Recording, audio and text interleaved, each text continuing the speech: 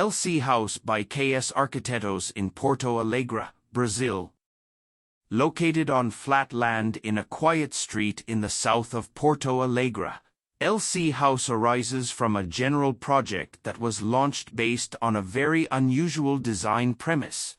The implantation should be concentrated in the back of the lot, keeping the greatest distance possible from the frontal alignment. In addition, the building should occupy the land from side to side, leaving only a facade with the possibility of openings.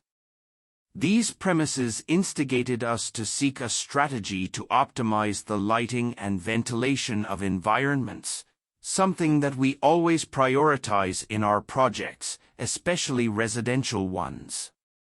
In this way, we created plans and volumes that stand out, thus managing to generate 3 facades with different orientations, in which there are several openings that face the garden in the front.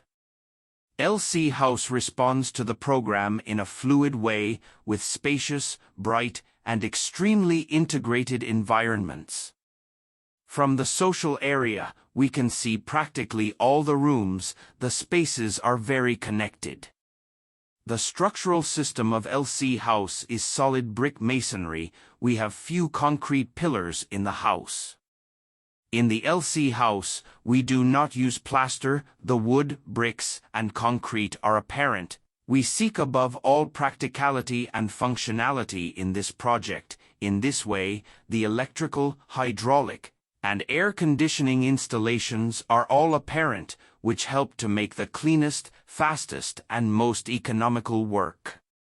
To bring natural light into the interior of the LC House, we created a central axis with double-height ceilings in the social area and large openings.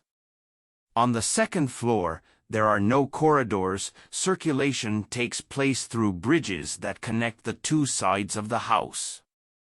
To enhance the outdoor area, we have a balcony on the ground floor under a wooden pergola and a terrace on the 2nd floor, from where you have a beautiful view of the surroundings.